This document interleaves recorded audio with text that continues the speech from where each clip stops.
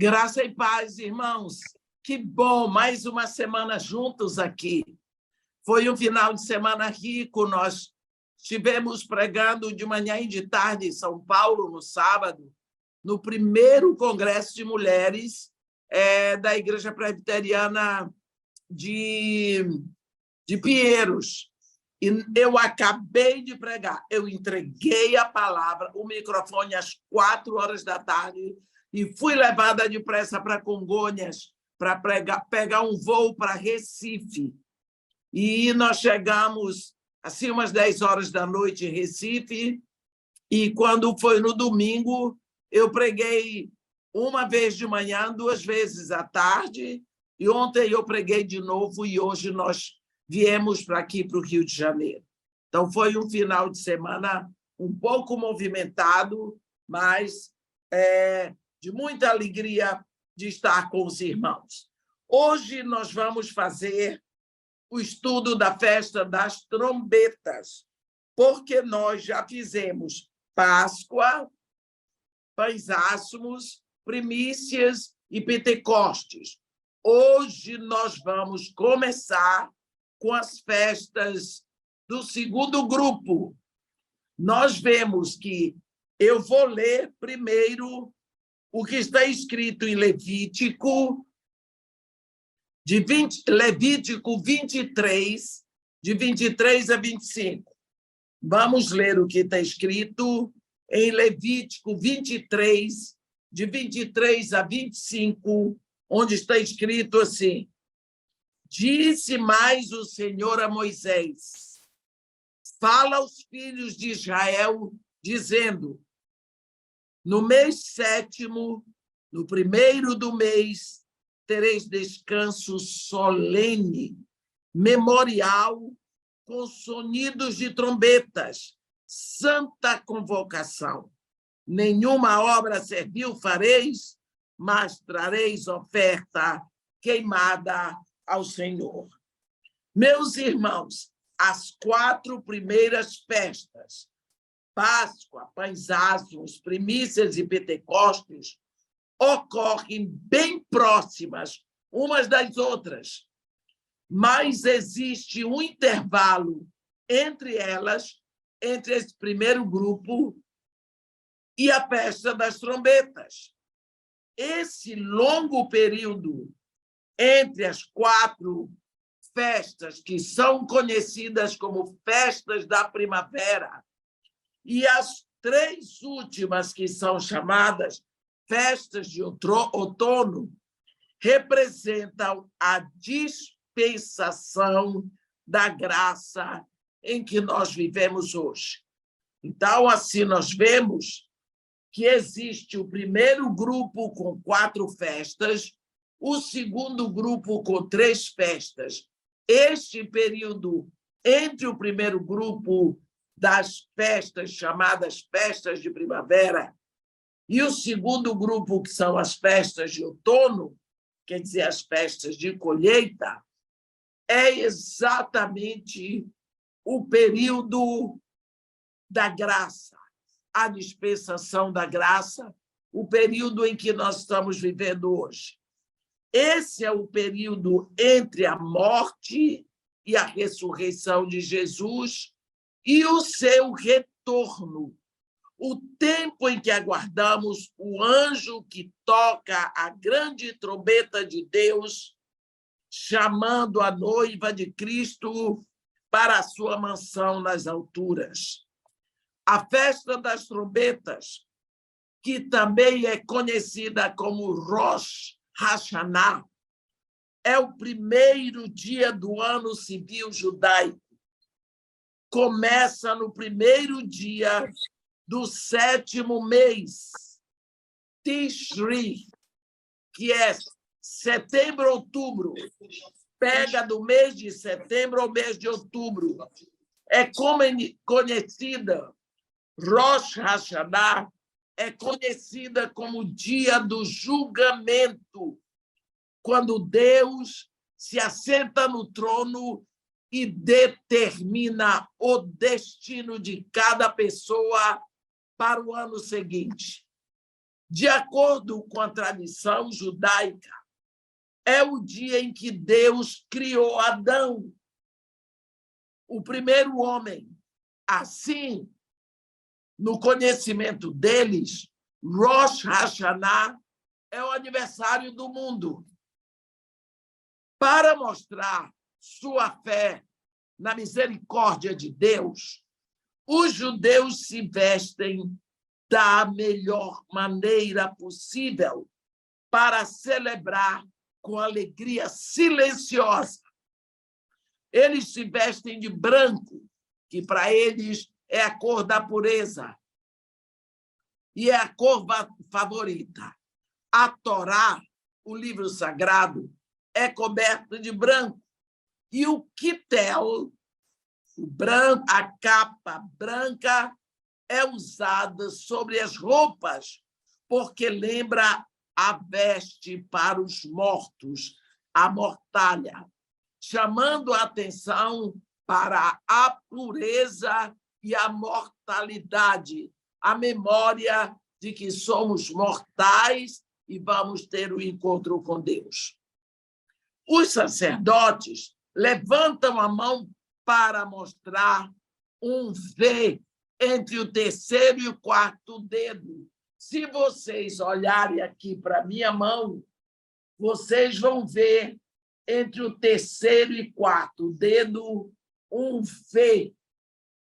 Isso é o modo como os sacerdotes abençoam as pessoas no Rosh Hashanah, porque eles acham que aqui, por esse V, entre o terceiro e o quarto dedos, são janelas através das quais Deus envia a sua bênção.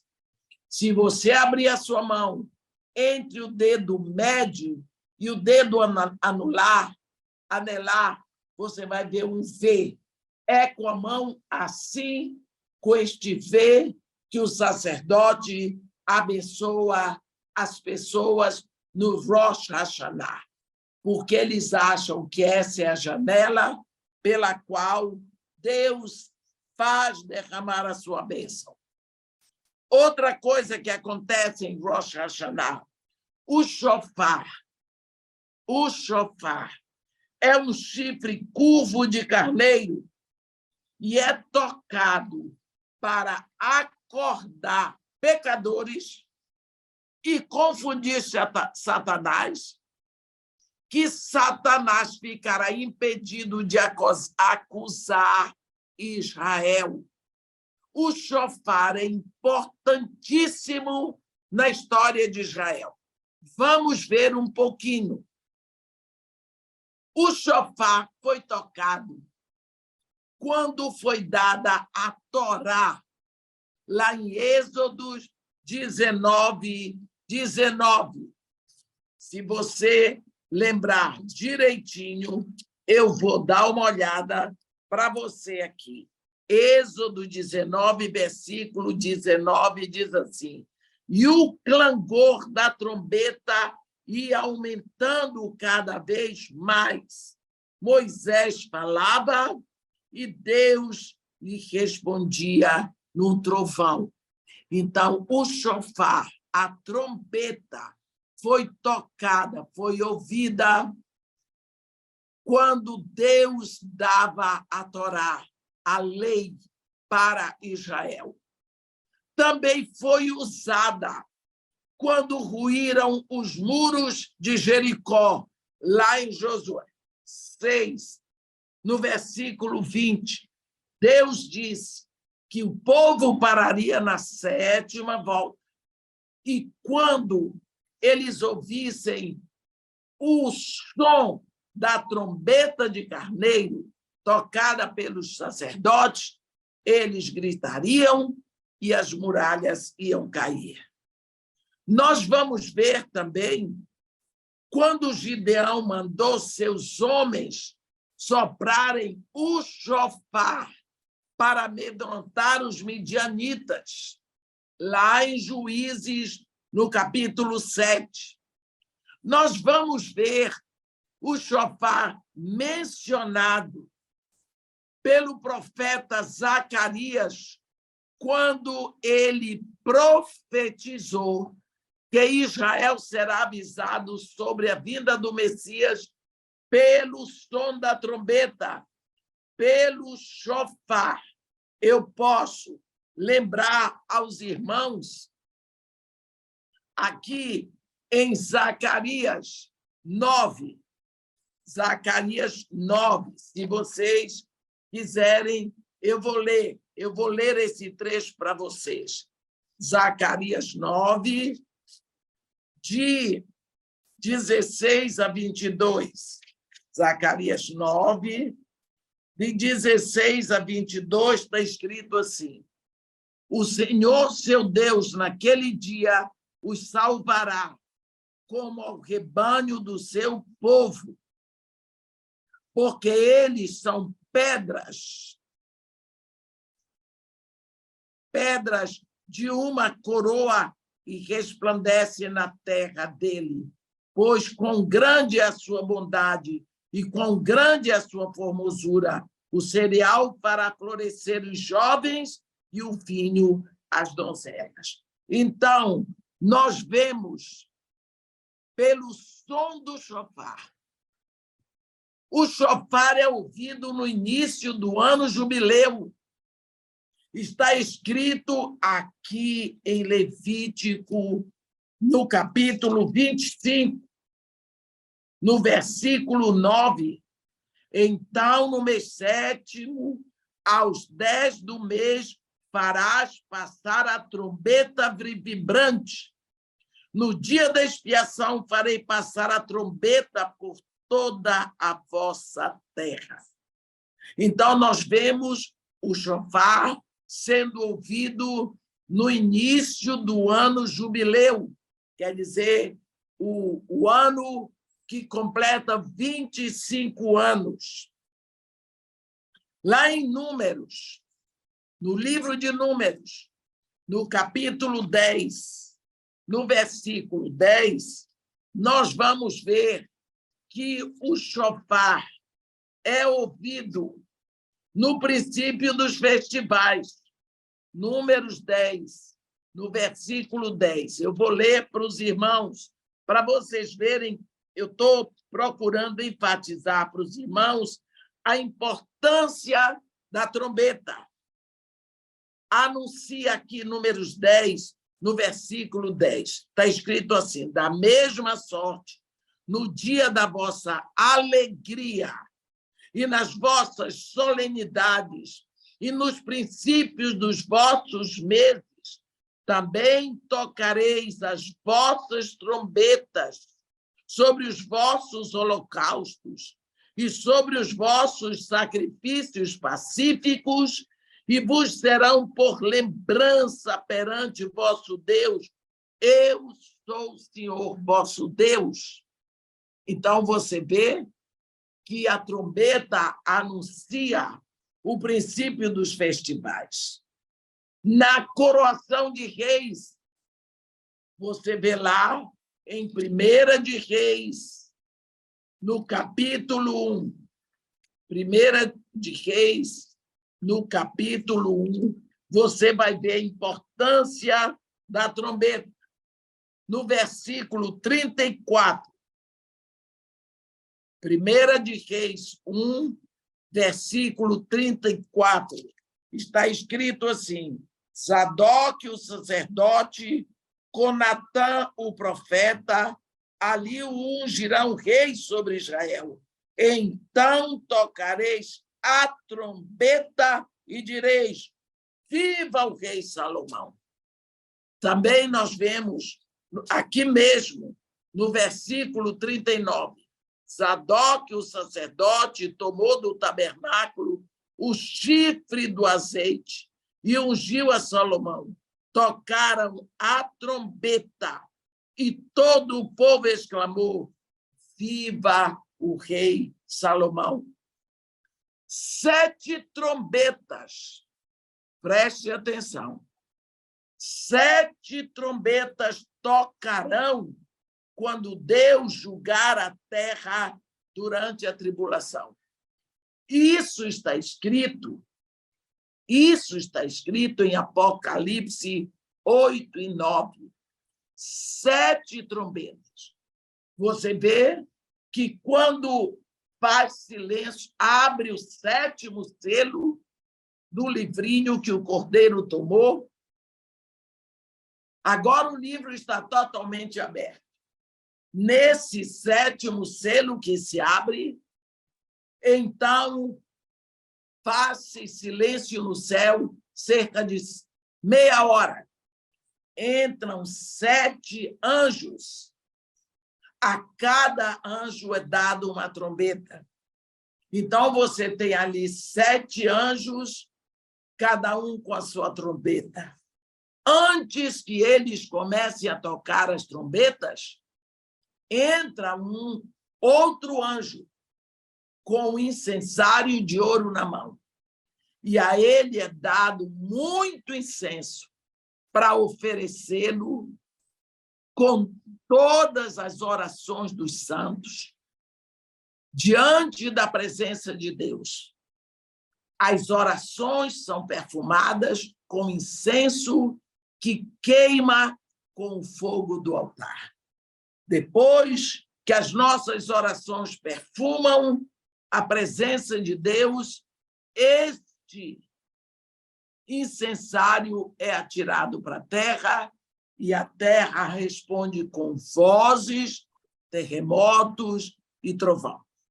Então, você vê aqui, eu estou chamando a atenção desses momentos para nós lembrarmos como é importante a trombeta, o toque da trombeta na história de Deus com o seu povo. As trombetas de Deus, meus irmãos, são o sinal mais importante que o mundo pode receber. Rosh Hashanah é um símbolo do arrebatamento da igreja. Em 1 Coríntios 15, nos versículos 51 e 52, Paulo diz: eis que vos digo um mistério, nem todos dormiremos, mas transformados seremos todos, no momento, no abrir e fechar de olhos, ao ressoar a última trombeta. Preste atenção. Ao ressoar a última trombeta. A trombeta soará, os mortos ressuscitarão incorruptíveis, e nós seremos transformados. Paulo aqui está falando do mistério do arrebatamento. Existe muita confusão sobre o sentido da última trombeta. As pessoas acham que, se tem a última trombeta, existem muitas antes, mas a única série de trombetas mencionadas na Bíblia é esta que nós acabamos de falar, de Apocalipse 8 e 9. Quando o Cordeiro abre o 7º selo, o livro está todo aberto, vem aquela série de 7 anjos que vão tocar as 7 trombetas, e na 7ª trombeta vem as 7 taças. Por isso é que as pessoas pensam que a igreja vai estar aqui para a grande tribulação. Não. A igreja já está aqui passando pela tribulação, mas não pela grande tribulação.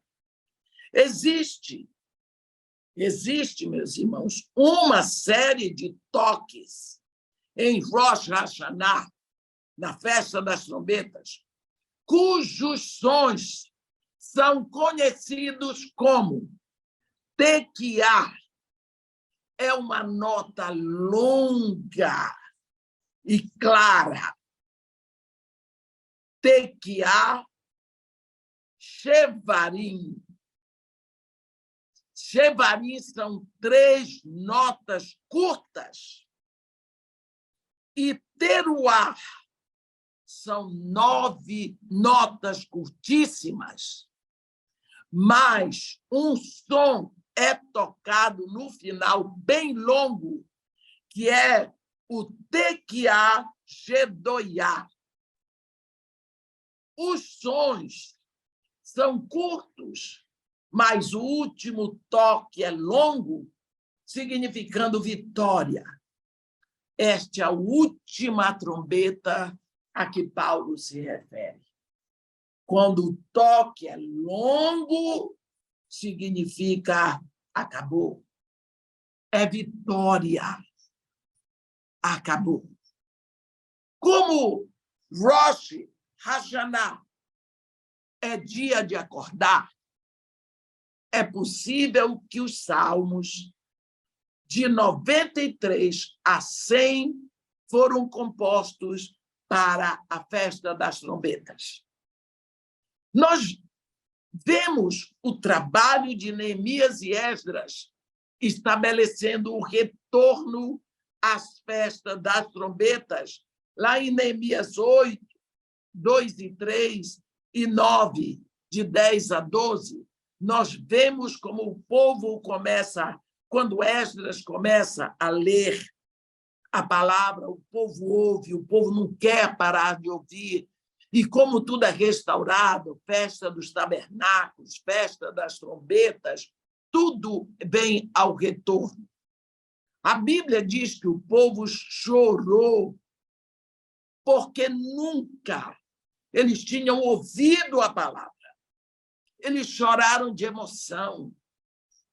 Hoje, o Salmo 47, são só 7 versos, é recitado 7 vezes durante a celebração de trombetas, que termina ao meio-dia.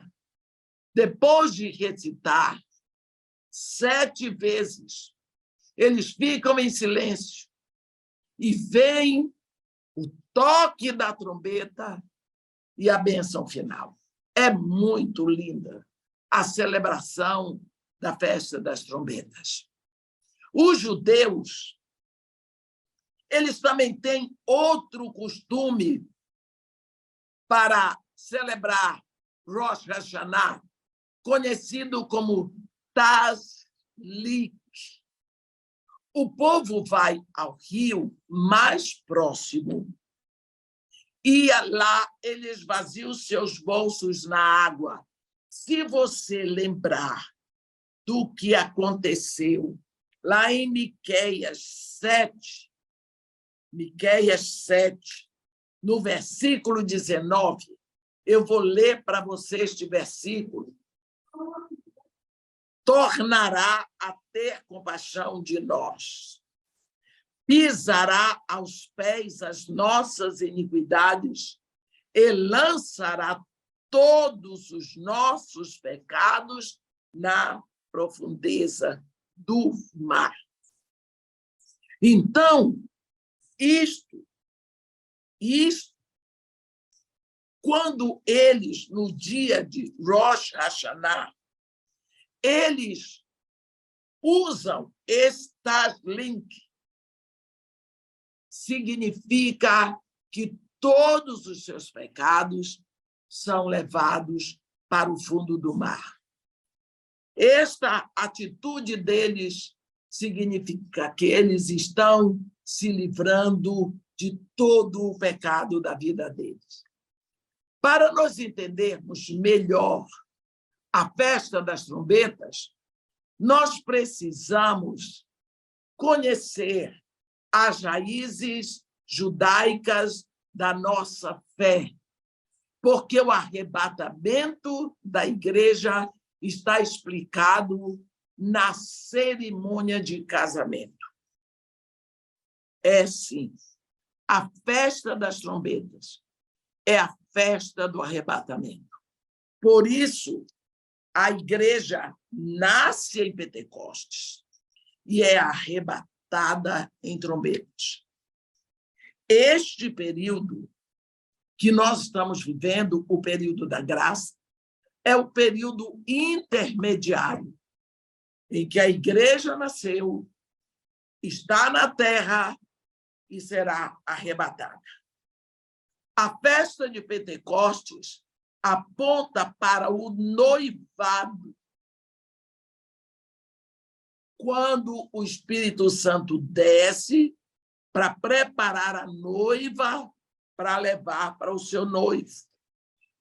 E a das trombetas aponta para o casamento.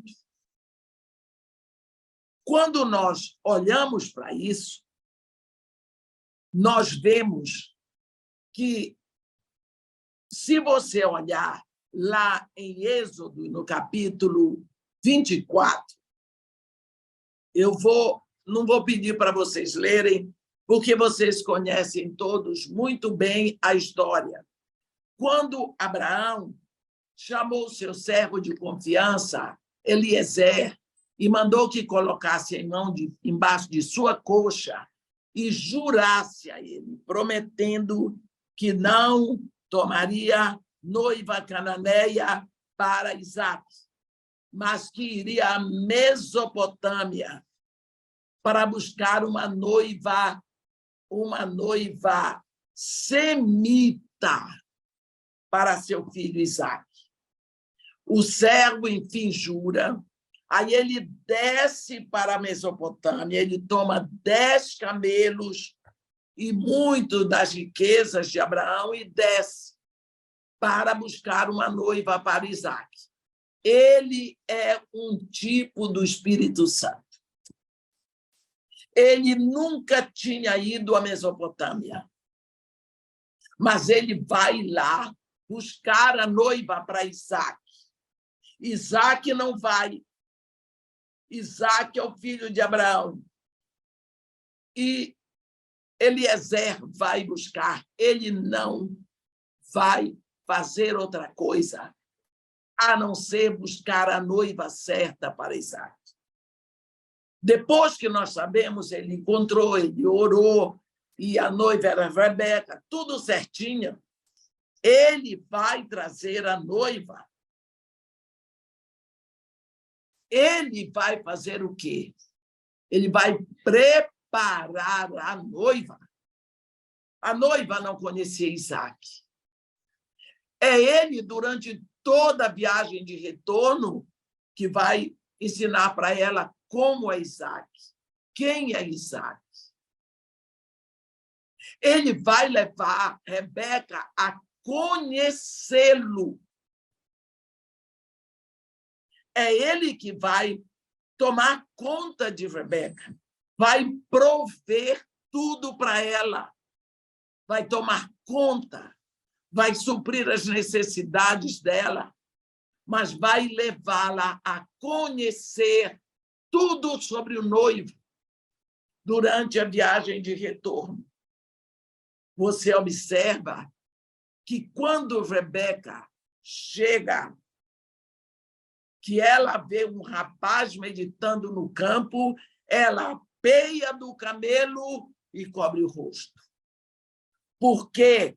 Porque ela sabia, só pode ser aquele, por causa da descrição que Eliezer tinha dado.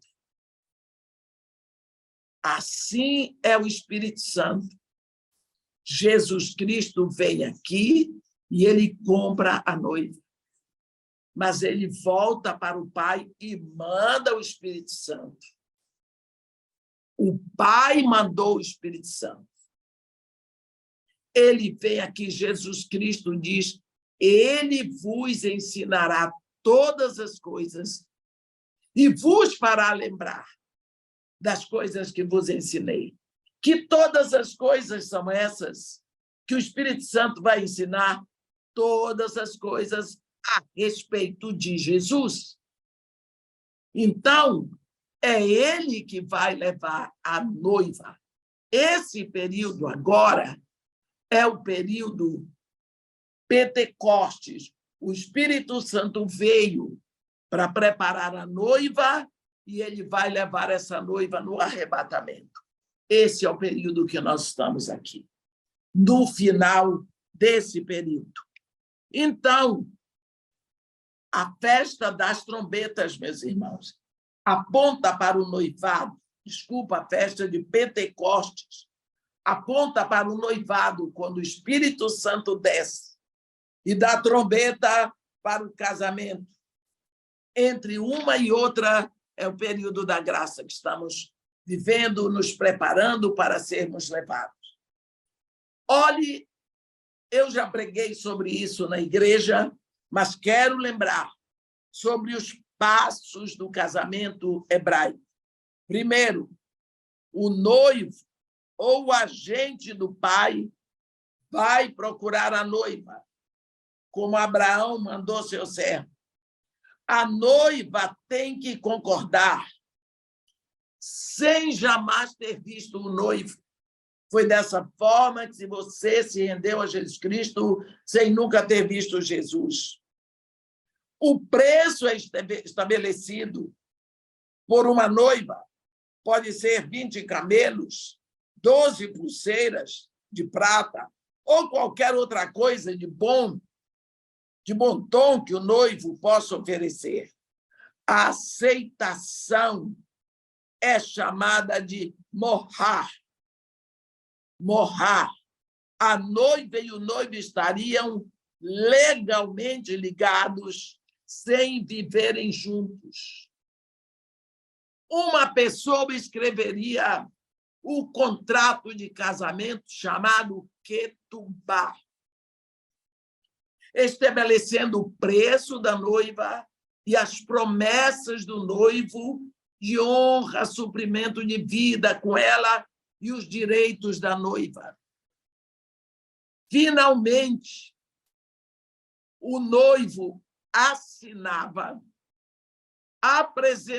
presentearia a noiva com joias. A noiva aceitava e eles beberiam juntos um copo de vinho. Esse copo é chamado a taça da aliança e o noivado estaria completo. Antes do noivo sair, ele diria para sua noiva: eu vou preparar o lugar para você e voltarei para buscá-la, você é minha. Pronto. Agora, então, o noivo vai para a casa do seu pai, mas não leva a noiva, e vai preparar o Rupá, que é a casa onde eles vão morar. No ano que se segue, a noiva vai se preparando, vai se consagrando para o noivo, vai fazer o uso do mikvah, que é o banho de purificação que prepara para o casamento. Ela tem que estar pronta, porque ela não sabe o momento em que o noivo virá buscá-la. Normalmente, ela mantém uma lâmpada acesa na frente da janela e muito óleo extra, porque a lâmpada tem que ser mantida acesa e o noivo pode chegar a qualquer hora, durante o dia ou durante a noite. O noivo tem o direito de buscar a sua noiva, porque ele comprou, ele pagou o preço. Assim, ninguém, nem mesmo o noivo, sabe o dia de buscar a noiva. Só o pai do noivo é que sabe. Quando o pai libera o noivo para buscar a sua noiva, ele chega com um grito e o sopro da trombeta. Ele leva alguém para tocar a trombeta, ou ele leva a trombeta, ele grita da rua, ele não entra na casa da moça.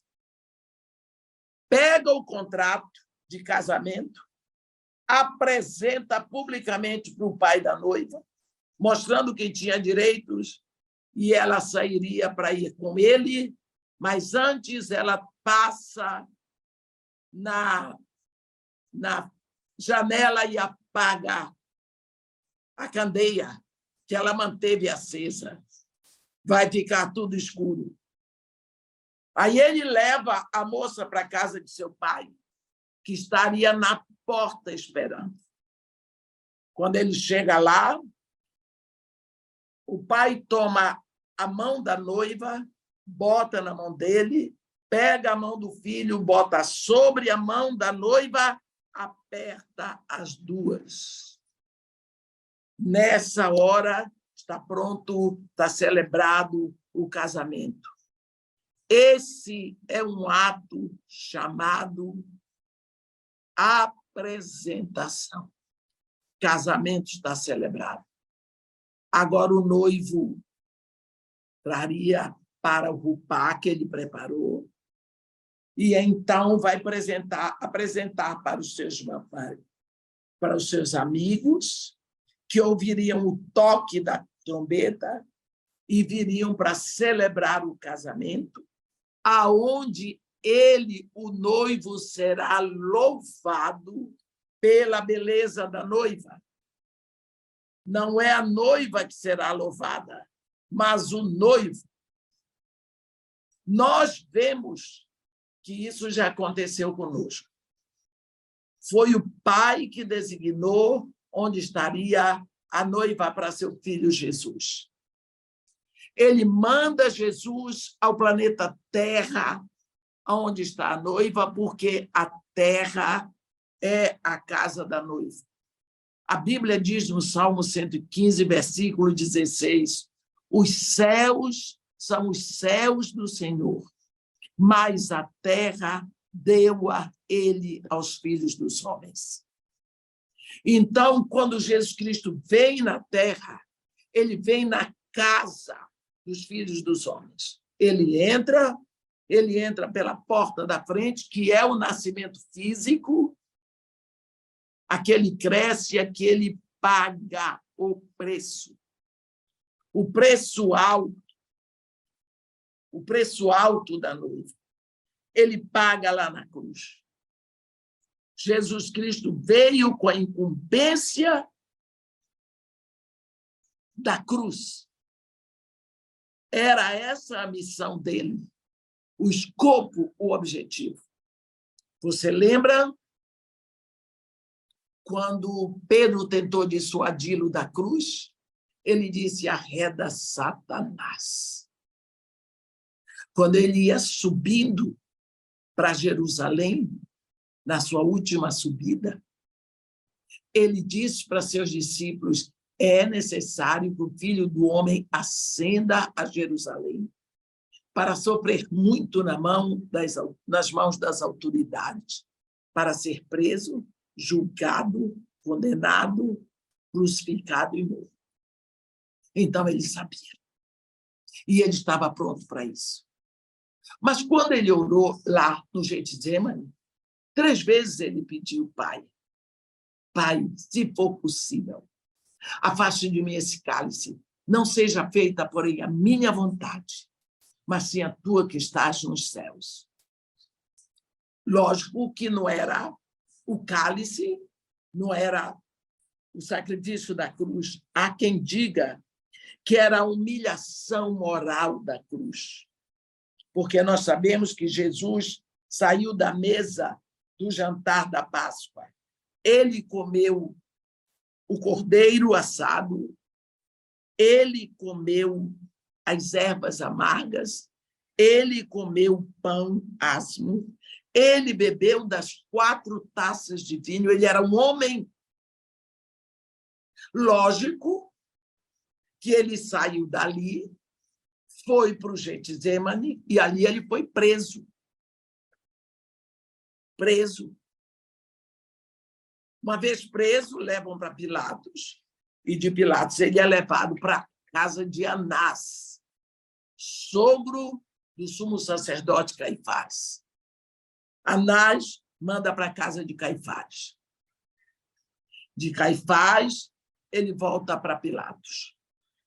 E de Pilatos, ele vai para Herodes. E depois ele volta para Pilatos. aos trambolhões, aos pontapés, aos empurrões, aos gritos, às bofetadas, caindo daqui e dali. A noite toda de sofrimento. Você acha que algum daqueles brutamontes teve a honra de dizer para ele: ei, Nazareno, você não precisa ir ao banheiro? Lógico que ninguém disse. Era preciso que tudo fosse feito publicamente para completar a humilhação dele e provar que ele não era Deus. Não é? Nós sabemos que todo crucificado e apedrejado iam totalmente sem roupa. Aquela fraldinha ali foi alguma coisa que inventaram. Então, qual era, então, o cálice que Jesus não queria beber? Nós lembramos que Jesus, o tempo todo, todas as horas da cruz, ele falou 7 vezes. São conhecidos como os 7 gritos da cruz ou as 7 palavras da cruz. A primeira palavra que ele disse na cruz foi Pai. Perdoa-lhes, eles não sabem o que fazem. E a última foi Pai. Nas tuas mãos eu entrego o meu espírito. Ele esteve o tempo todo diante do Pai.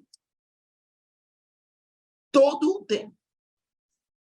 Mas a Bíblia diz, lá em 1 de João 1, no versículo 5, Deus é luz, e nele não há treva alguma. Pecado é treva. Lembra, lá no início, em Gênesis, no princípio criou Deus os céus e a terra, porém, era sem forma e vazia. Havia trevas sobre a superfície do abismo, e o Espírito de Deus pairava sobre a superfície das águas, e Deus disse: haja luz, e houve luz. Depois Deus diz: haja separação entre luz e trevas. E houve. A separação entre luz e trevas está ordenada desde o início da criação. É a ordem que sai da boca de Deus. E Deus vela sobre a sua palavra para cumprir. Então, treva e luz jamais se misturarão, como Paulo de Tarso diz que comunhão pode haver entre luz e trevas. Agora, Jesus Cristo está lá na cruz, de frente para o Pai. O Pai é luz, nele não há treva alguma. E Jesus vai ter que tomar o cálice da separação, o cálice da maldição, o cálice da morte, o cálice de todo o meu pecado e seu e de toda a humanidade. Na hora que ele bebe o cálice, para pagar o preço da noiva, ele se torna uma pústula de pecado, maldição pura. Naquela hora ele é treva e o Pai continua sendo luz. Não tem comunhão, tem separação. E Jesus Cristo ali vai dar o grito que nunca um pecador pôde dar. O grito da separação. Quem devia ter dado esse grito lá no início era Adão, porque ele viveu na conexão. Jesus Cristo chega lá e grita: ele, lama sabatami, Deus meu, por que me abandonaste? Aí ele agoniza. Esse era o cálice que ele não queria beber. O cálice da separação. Porque isso não doeu em nós doeu no Pai e doeu nele. Ele levou essa maldição sobre ele, uma maldição que eu não pude nem gritar, de tão morta nos meus pecados e delitos eu nasci. A Bíblia diz: em pecado me concebeu minha mãe. Então, ali, meus irmãos, Jesus diz: agora está pago o preço da noiva, tudo está consumado entre os céus e a terra. Ele grita: agora eu paguei, Pai, nas tuas mãos eu entrego o meu espírito. Ali o preço da noiva estava pago, cabalmente. O Espírito Santo vem depois, entregando presentes para a noiva. Porque a noiva, no dia do noivado, recebe presentes. Nesse ínterim, agora, meus irmãos, nós esperamos, entre Pentecostes e trombetas, que o noivo venha nos buscar. É isso. João 14, ele diz: não se turbe os vossos corações. Crede em Deus, crede também em mim. Na casa de meu pai há muitas moradas. E se assim não fora, eu vou teria dito. Pois eu vou e vos prepararei lugar. E quando eu tiver ido e preparado o lugar, voltarei e vos receberei para mim mesmo, para que onde eu estou estejais vós também, e vós sabeis o caminho para onde. Agora, meus irmãos, precisamos atentar para o som da trombeta do noivo. Iremos para a nossa casa, não passaremos pela grande tribulação.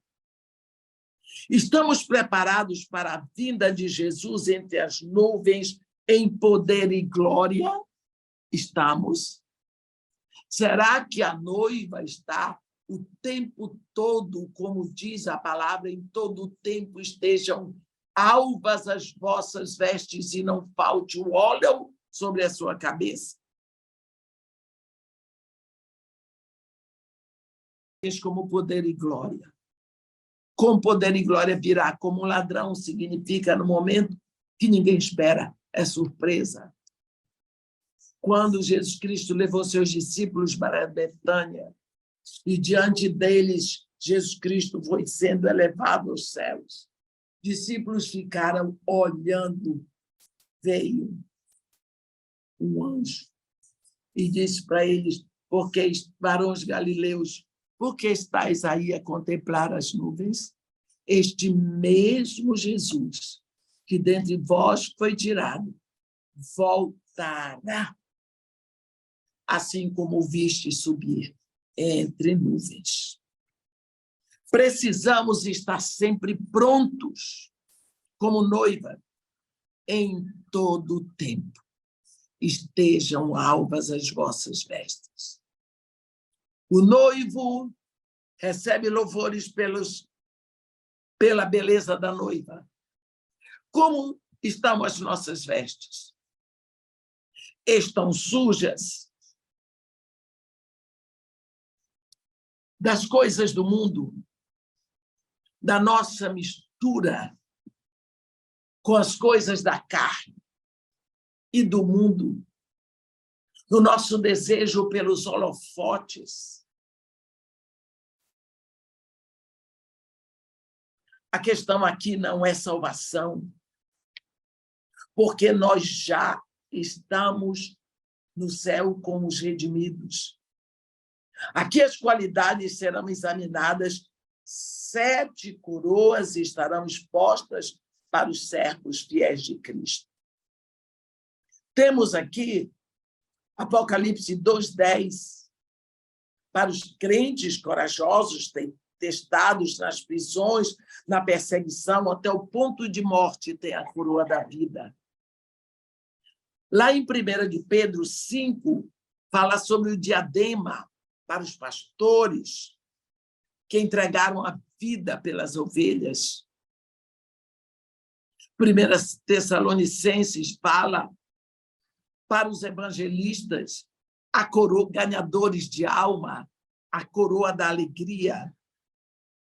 Tem a coroa de justiça, como está escrito em 2 Timóteo 4, versículo 8, para aqueles que correm a corrida da vida com paciência e perseverança. Tem a coroa da vitória para os vencedores, lá em 1 Coríntios 9, no versículo 25. Para estar ao lado do rei como noiva, precisamos de uma coroa. Qual é a coroa que você vai receber? O noivo está coroado, rei da glória. Para você se assentar ao lado dele, você tem que ter uma coroa. Qual é a coroa pela qual você tem lutado? Quais as suas obras que permanecem quando forem testadas pelo fogo da sua presença? Você vai segurar no braço do noivo toda chamuscada, ou vestida de branco, com uma coroa linda sobre a sua cabeça. Lá em Apocalipse 3, no versículo 11, eu quero ler para os irmãos, Apocalipse 3, no versículo 11, está escrito: venho sem demora,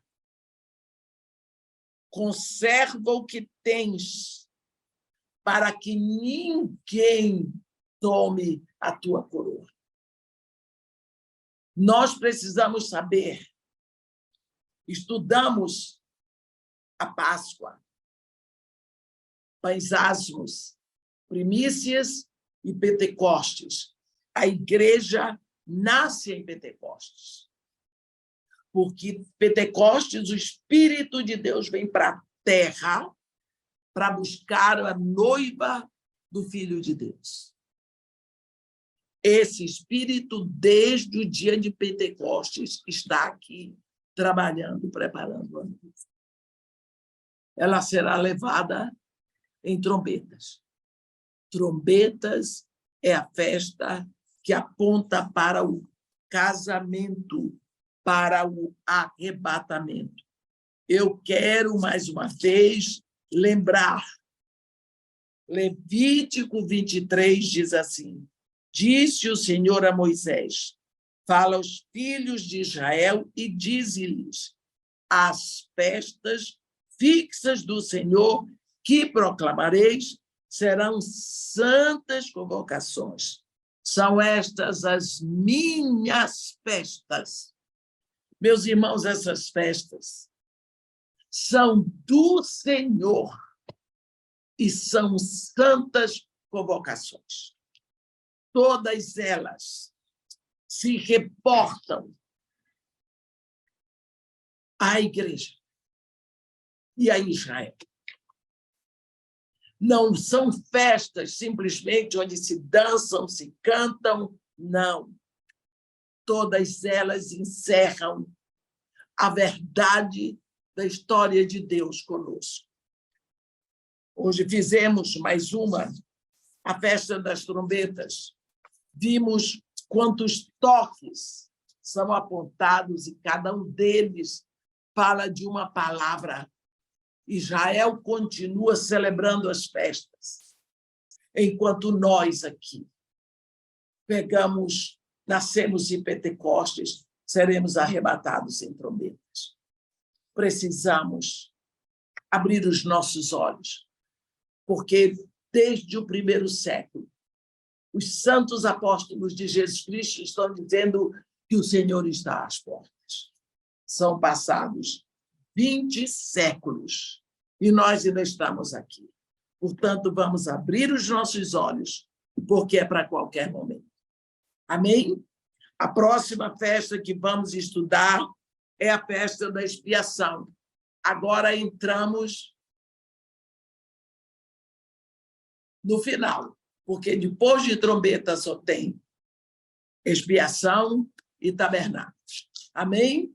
Que Deus nos abençoe e nos guarde, que faça resplandecer seu rosto sobre nós e tenha misericórdia de todos nós. Amém.